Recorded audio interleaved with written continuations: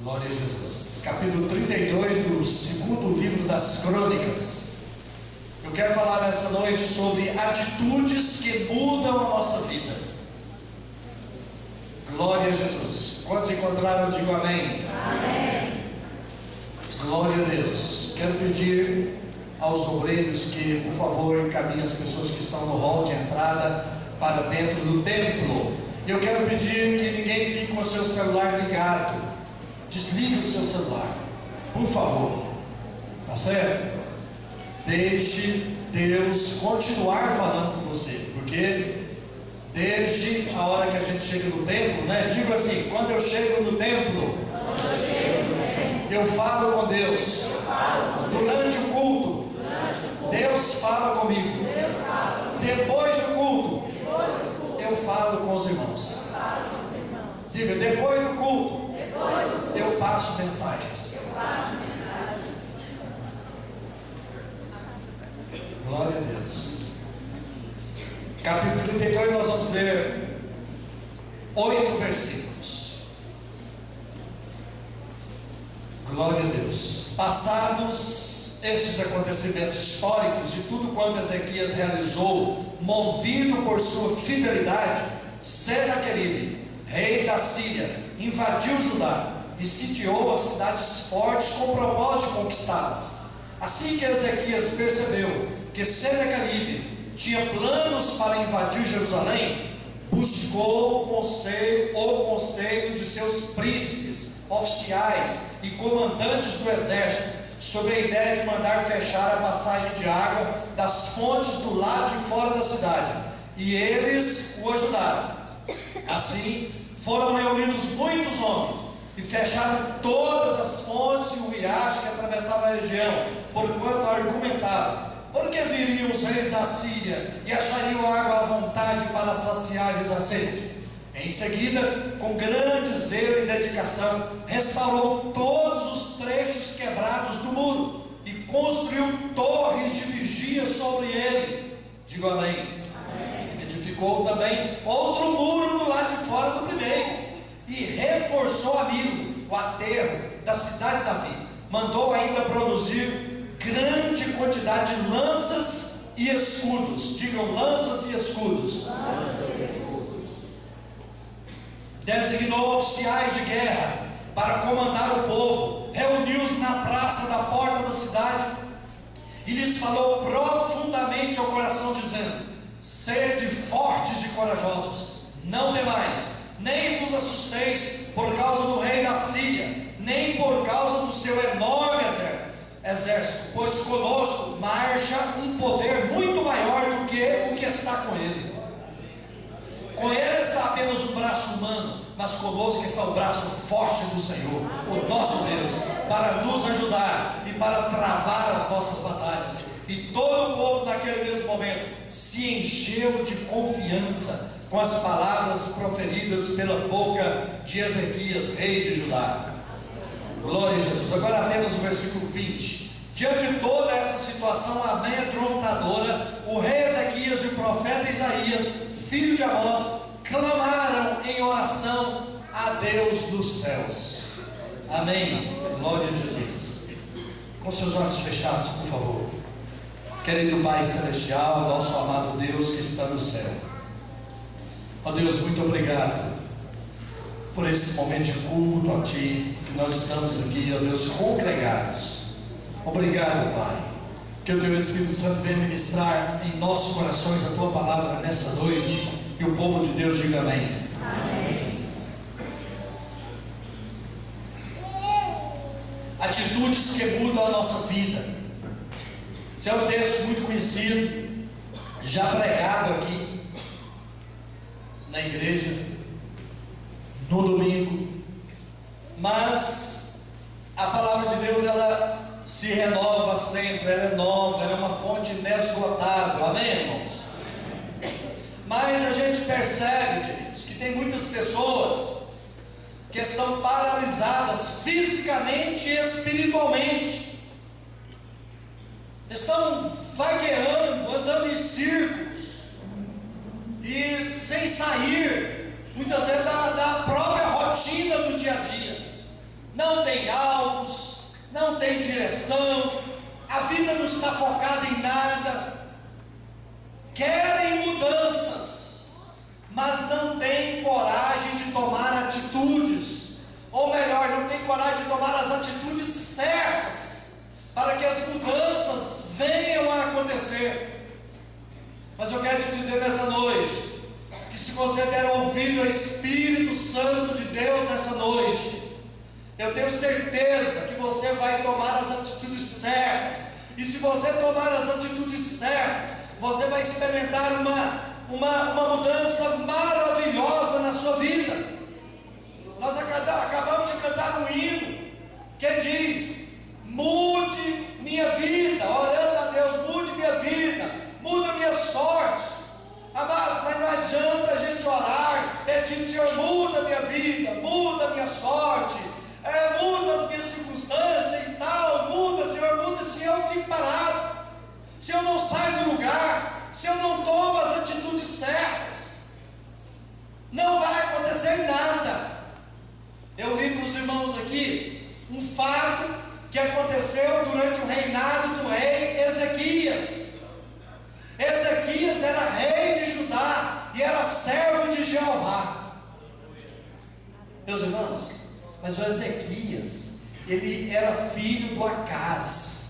Se você ler alguns capítulos antes, você vai ver que o Acaz foi um rei mau, um rei que entristeceu Deus, que construiu ídolos, que fez coisas abomináveis aos olhos de Deus. E o Ezequias era filho dele. A gente vê muitas pessoas hoje: você que não sabe o pai que eu tive, por isso que eu sou assim, por isso que a minha vida não dá certo. Você não sabe, os meus pais me abandonaram. O meu pai me batia muito. Minha mãe fazia isso, aquilo outro, querendo pôr desculpas. Pessoas, eu estou falando de gente adulta, querendo colocar desculpas, ou melhor, colocar a culpa daquilo que ele é hoje, no pai, na mãe, em tantas situações que ele viveu.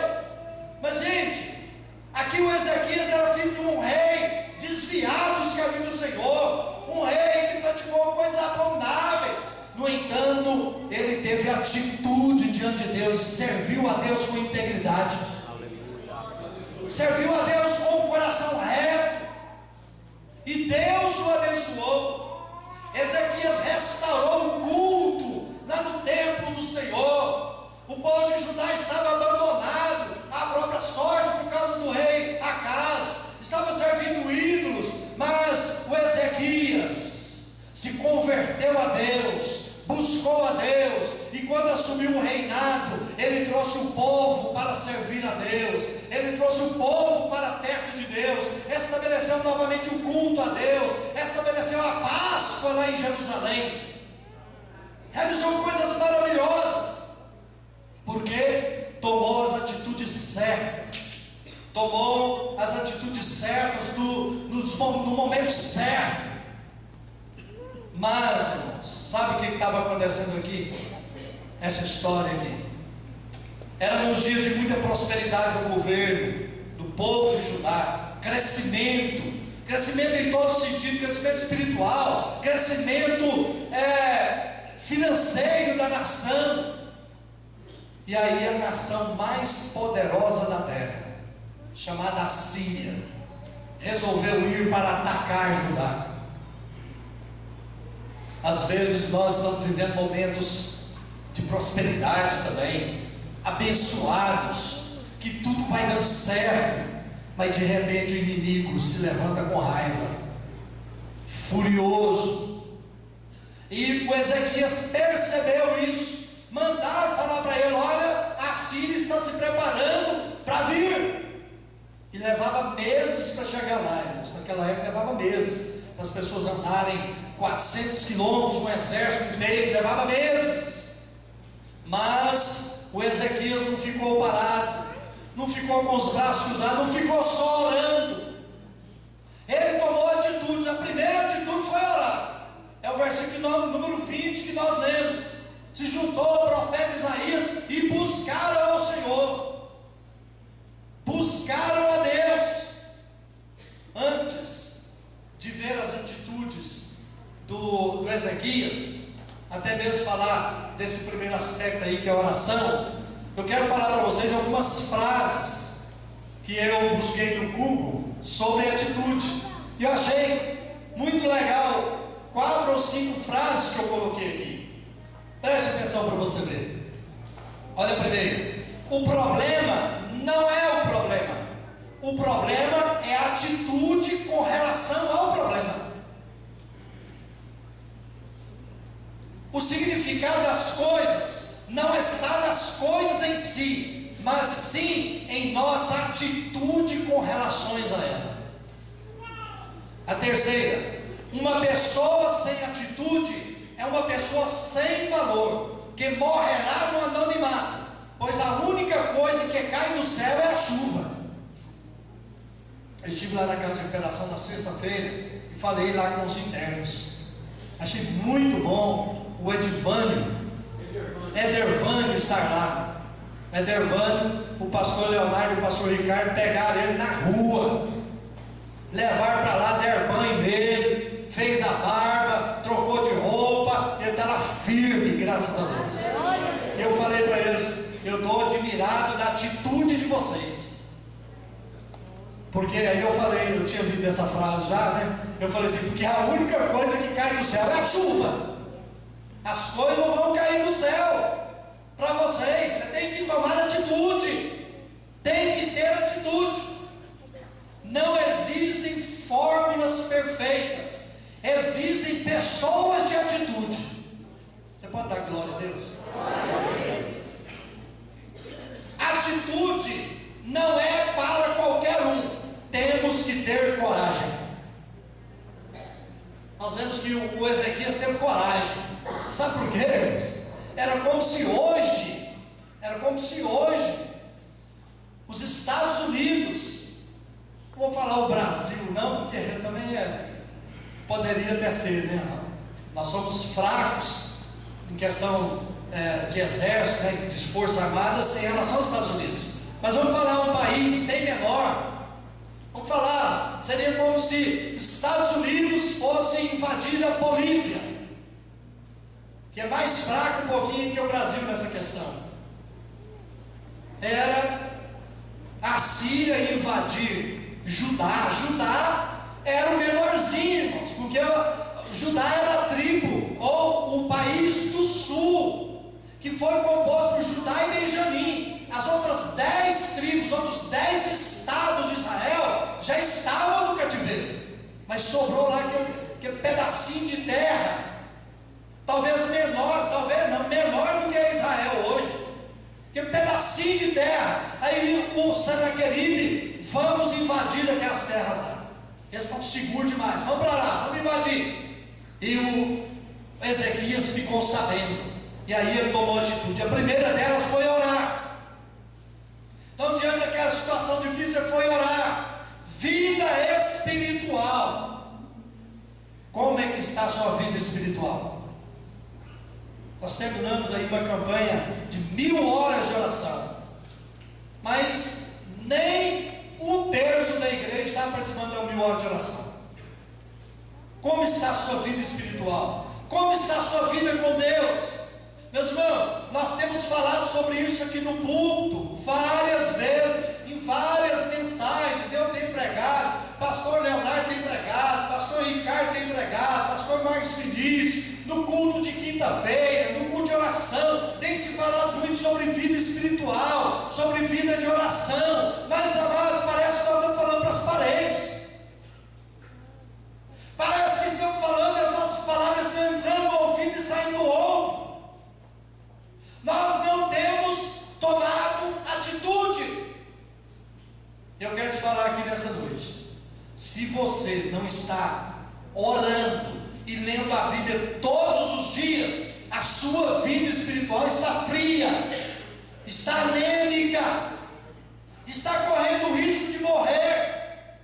Eu não estou falando de ler a Bíblia por ler, não. Eu não estou falando de orar por orar, não. Eu estou falando de orar para o ter prazer na oração, o ter prazer na leitura da Bíblia. É ter prazer. Se você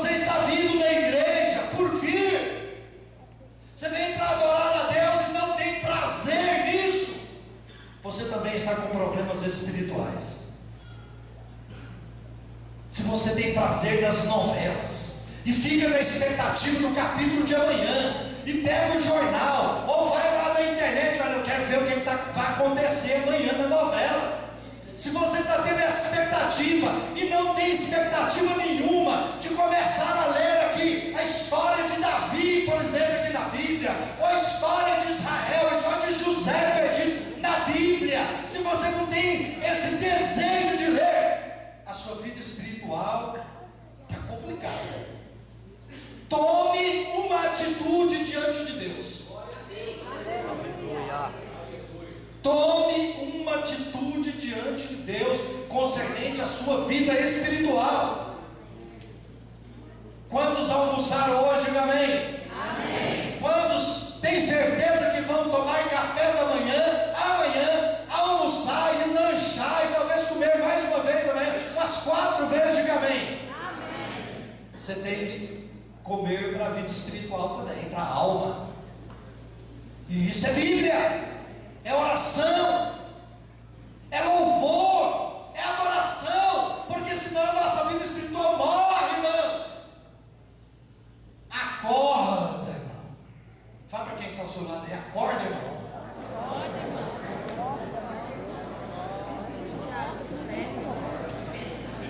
Amém, tá bom, irmão. Então, amados, ele foi orar, foi para a oração. Vamos reservar tempo para orar, gente.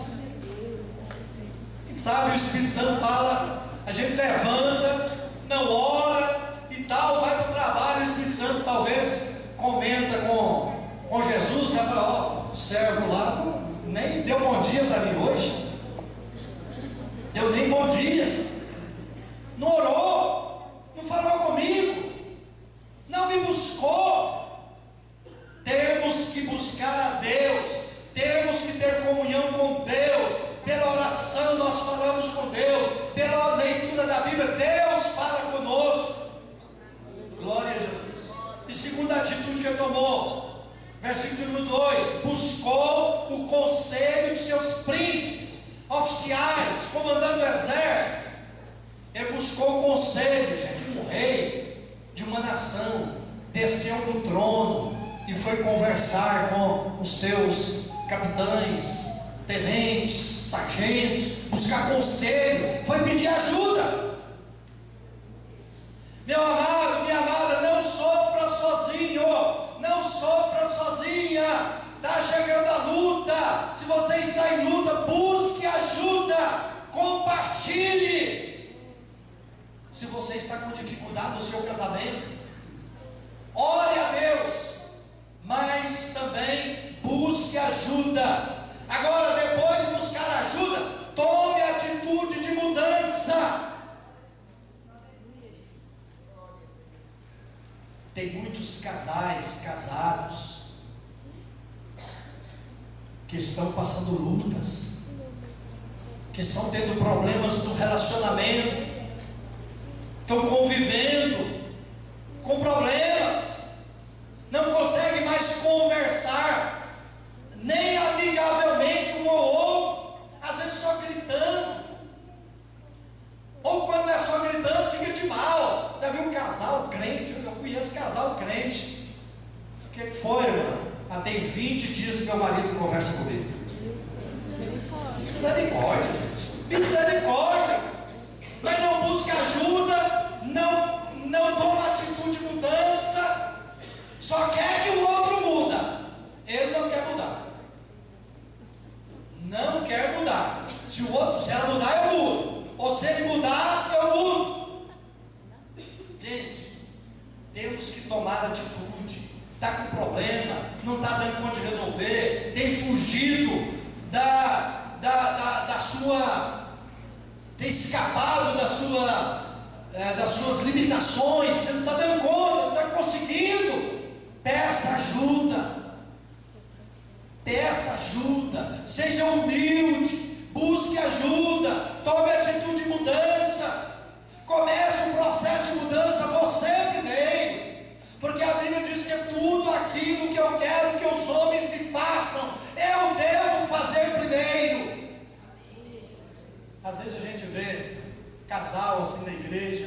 casais, a gente pensa, parece que está tudo bem, mas às vezes não está tudo bem nada.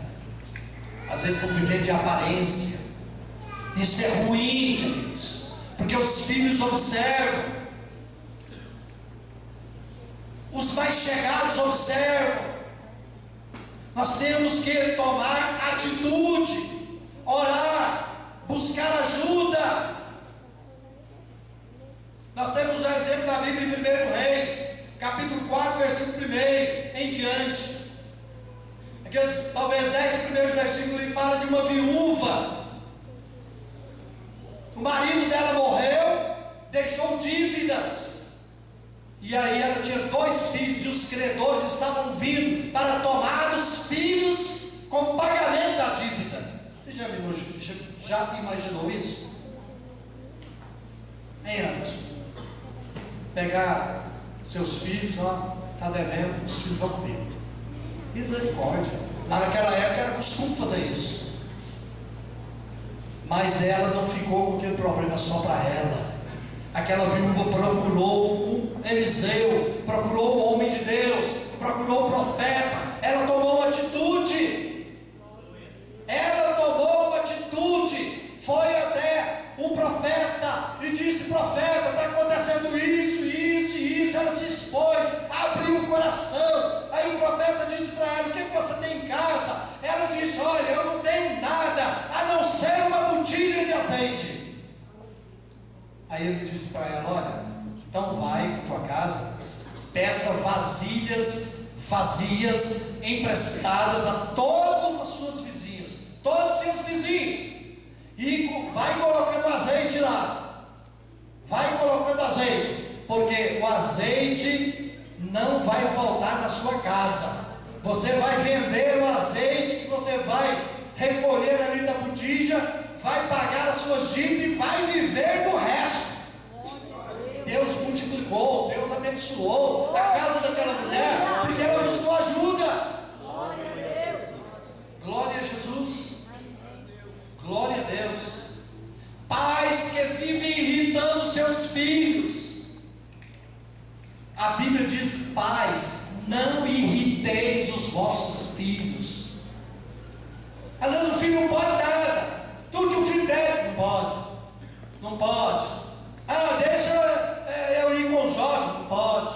Ah, deixa, não pode.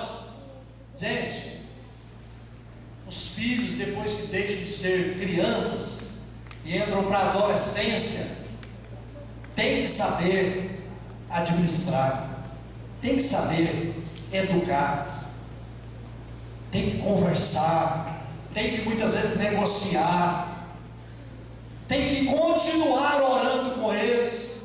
Tá, irmãos? Não podemos deixar de orar com os filhos, mas não vai orar com eles que está irritado, que não adianta não. Resolva o problema com os filhos também. Converse com os filhos. Converse. Dialogue com eles. Não irritem os filhos.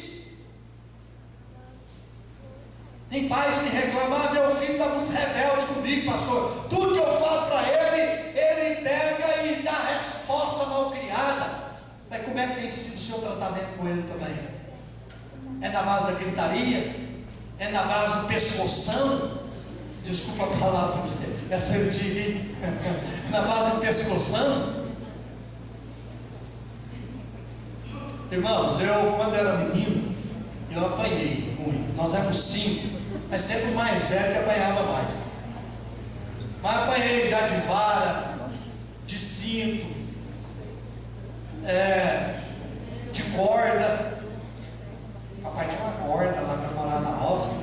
Mas eu quero falar para vocês que eu nunca apanhei, graças a Deus. Não lembro de ter sido injustiçado pelo papai. Toda vez que eu apanhei foi porque eu merecia. Eu não era o mais custoso, não. O mais custoso era o Adair, porque apanhou mais, mas não adiantava. Mas adiantou, né? Graças a Deus. Hoje todos nós somos homens de bem, graças a Deus. Homens e mulheres, nós os 5 filhos. Glória a Deus por isso. Mas o que eu quero dizer é o seguinte: a disciplina tem que ser na hora certa. Enquanto criança é que se deve disciplinar com vara. Mas quando é adolescente não é a corda não. Quando é adolescente não se disciplina mais batendo com a vara, como a Bíblia diz. Você pode observar que na Bíblia fala, discipline a criança com a vara. Na adolescência, jovem, não se usa mais esse tipo de disciplina. Então, pais, não irritem os vossos filhos. Tome a atitude correta.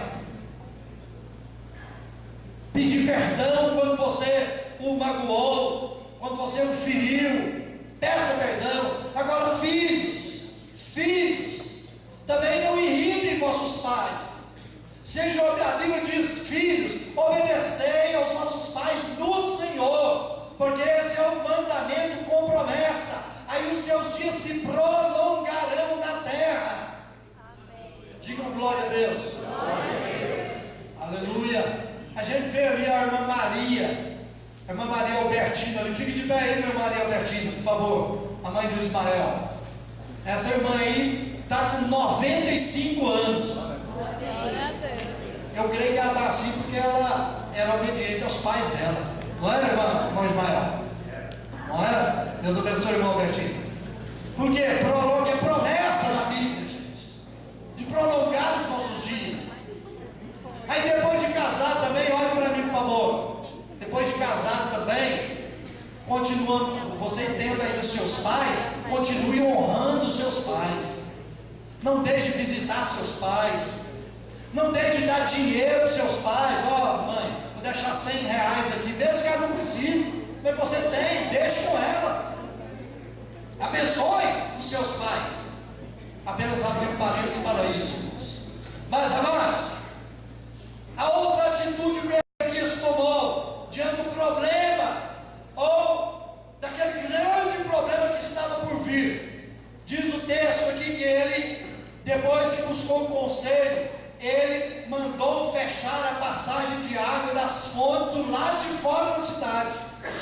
Então ele tampou, ele encobriu toda a água que estava fora dos muros de Jerusalém. Sabe o que ele fez naquela época, irmãos?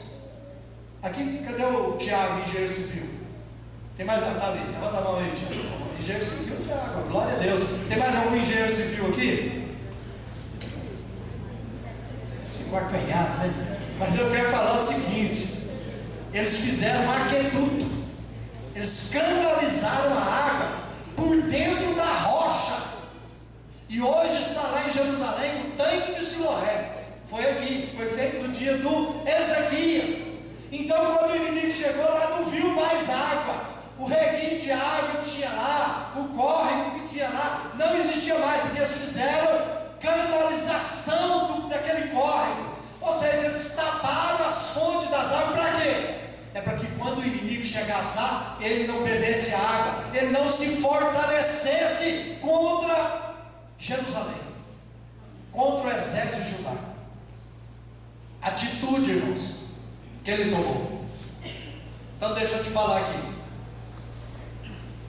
Nós precisamos melhorar. Eu preciso melhorar como marido, como pastor, como pai. Preciso melhorar muito, irmãos. Todos nós precisamos melhorar.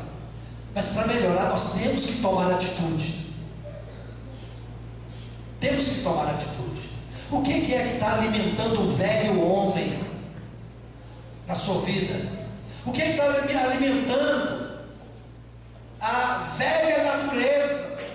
A Bíblia diz o seguinte, em Colossenses capítulo 3: fazei, está mandando, fazei morrer a natureza pecaminosa que está dentro de você. Essa natureza pecaminosa que quando você fica irritado em casa, você começa a xingar. Essa natureza pecaminosa que quando você fica irritado com seus filhos, você começa a dar bofetada, dar tapa, chutar, quebrar as coisas. Essa natureza pecaminosa que quando faz o mal com você, você retribui com o mal também. Isso é natureza pecaminosa. E muitas outras coisas que diz lá o apóstolo Paulo, fazei morrer a natureza pecaminosa, prostituição, impureza, desejo maligno, todo tipo de carnalidade. Não deixe o inimigo se fortalecer contra você, não, irmão. Contra você, não, irmã. Vamos tapar as fontes que estão alimentando o inimigo. Você está entendendo? Diga glória a Deus. Glória a Jesus. Eu conheço crentes aqui da igreja que eram os crentes bons, sim, sabe? Espiritual. Mas aí começa a andar com crente carnal. Aí vira fofoqueiro,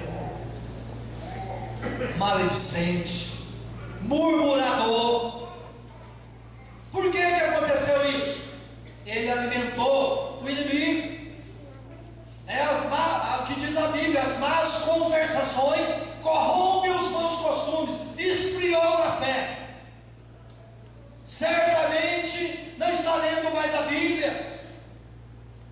É o nosso espelho, a Bíblia. Certamente não ora mais, está morrendo espiritualmente. Amados, vamos tomar atitudes diante de Deus, atitude séria, de homem de Deus, de mulher de Deus. A quarta atitude que ele tomou, ele restaurou o muro quebrado e fez o segundo muro ao redor do primeiro. Olha o que ele fez, gente. E o que significa isso espiritualmente? Restaurou o muro quebrado. Ore a Deus, peça ao Espírito Santo para mostrar para você onde está a falha, onde está a abertura no muro, a quebradura no muro que está entrando o inimigo. Ele aí, o Ezequias, tapou tudo isso aí antes que o inimigo chegasse.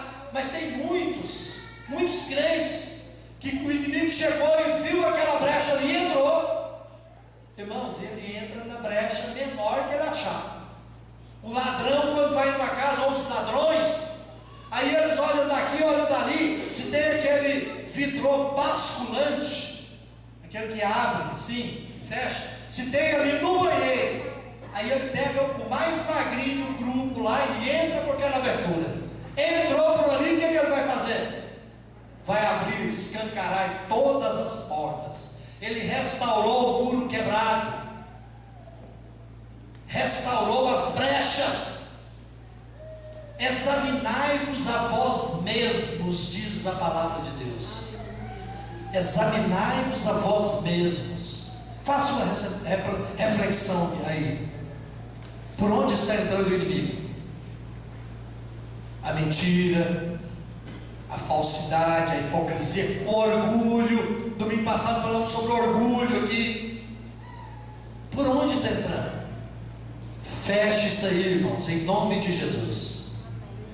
Fecha, conserte o muro, em nome de Jesus, diga amém. Amém. Aí ele fez um muro ao redor do primeiro, ele fortaleceu o muro.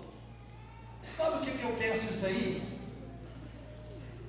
É que a gente, na maioria das vezes, só oramos na hora que vem a luta, não é? Aí agarra com Jesus, né? Vai orar, buscar. Fortalecer, fazer um outro muro, é a gente estar sempre em oração, orando em todo o tempo. É fortalecer o muro, para que quando o inimigo chegar, não tem só um muro não, tem dois muros. Vai ser difícil ele passar. Aliás, se tiver um muro de fogo de Jeová, ele não vai passar, em nome de Jesus. Amém? Em quinto lugar, ele construiu torres de vigia. Olha ali, ó, que legal que a Débora colocou lá. Essa torre aí, ó, na beira do mar, que se construía lá naquelas cidades, e ficava sempre alguém lá revezando os guardas. Aí não podia avistar de longe o inimigo, avistava de longe, ficava sempre vigilante, não dava sopa para o inimigo não. Está vindo lá de lá, pode vir aqui lá, eu sou forte, eu sou um crentão, aliás eu sou um super crente, pode vir que eu dou conta. A Bíblia Bíblia fala que aquele que está em pé, segura para não cair. Segura para não cair. Mas construa uma torre de vigia. Olha, gente, depois da gente restaurar o muro, depois da gente orar, depois da gente buscar ajuda, restaurar ali o muro, consertar o muro, né? Tapar também as fontes para não alimentar o inimigo. Aí nós devemos vigiar, porque temos que vigiar, principalmente para não cairmos nos mesmos erros e não cair em erros novos também. Dizem que a melhor forma de nós errarmos menos é não errar os erros que os outros erram. A gente percebe que fulano errou, opa, que ele vou me guardar. Melhor maneira, né? Mas nós aprendemos também com os nossos erros. Aprendemos com os erros dos outros, mas aprendemos com o nosso. A melhor forma é com o erro dos outros. Então, devemos vigiar para não cairmos no mesmo erro. Quantas vezes o crente chegou, meu Deus, de novo.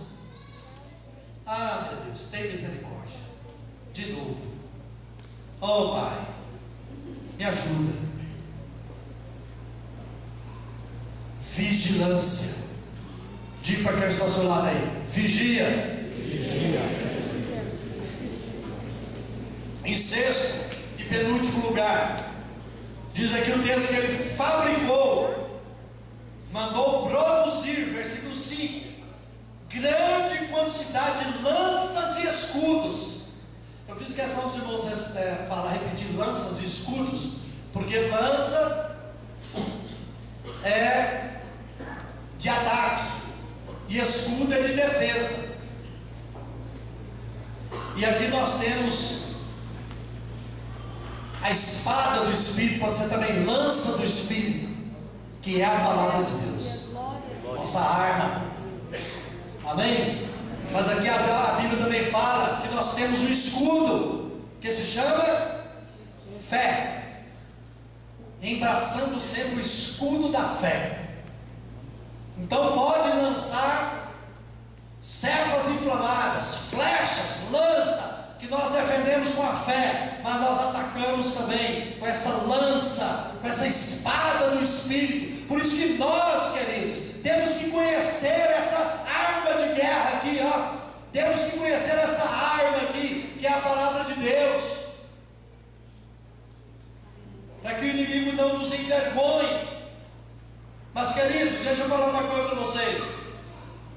A Bíblia diz em 2 Coríntios que as armas da nossa milícia não são carnais, mas poderosas em Deus para destruir sofismas e todo pensamento que se levanta contra Deus.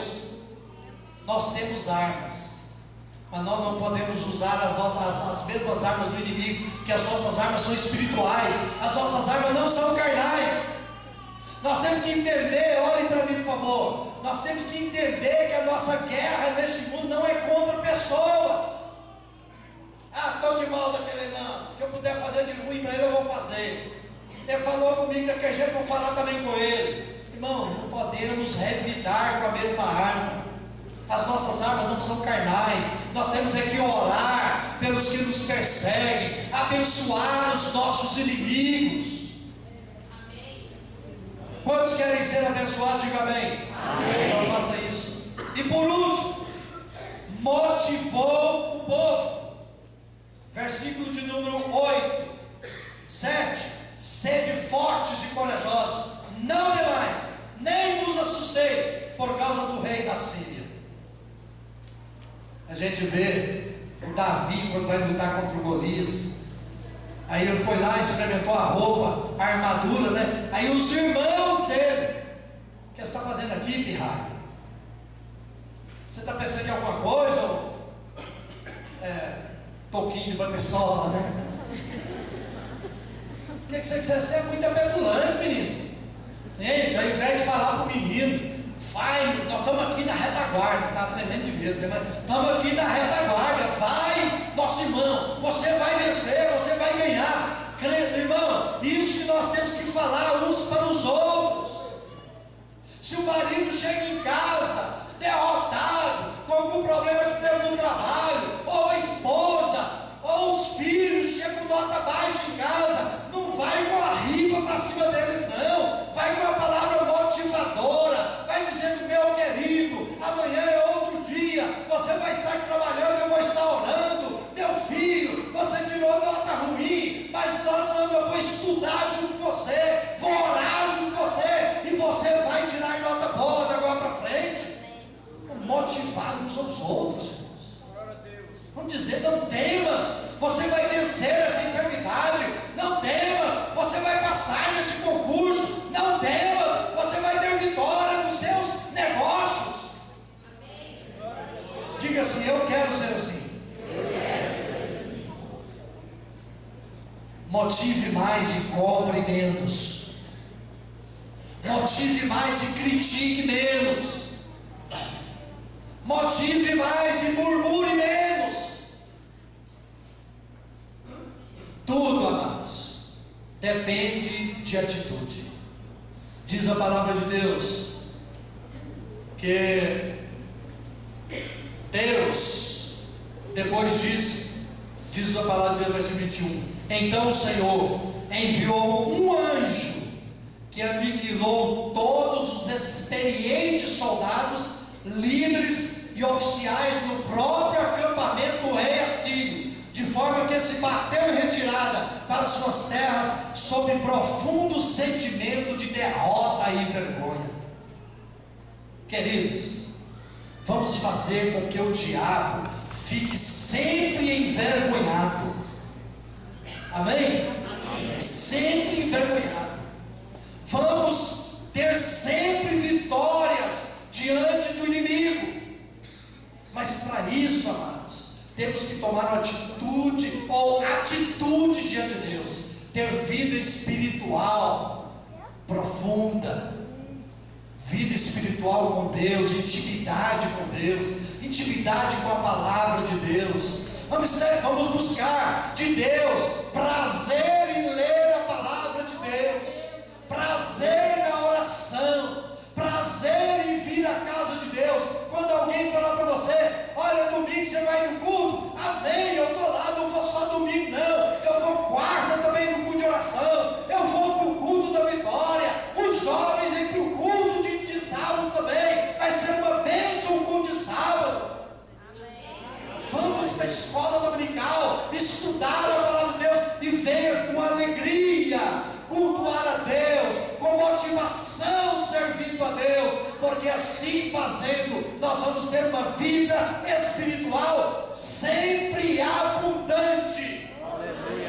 E o inimigo vai ficar sempre envergonhado diante de nós, e vai fugir, e vai correr, porque a Bíblia diz: resistir ao inimigo, resistir ao diabo, e ele fugirá de vós. Amém?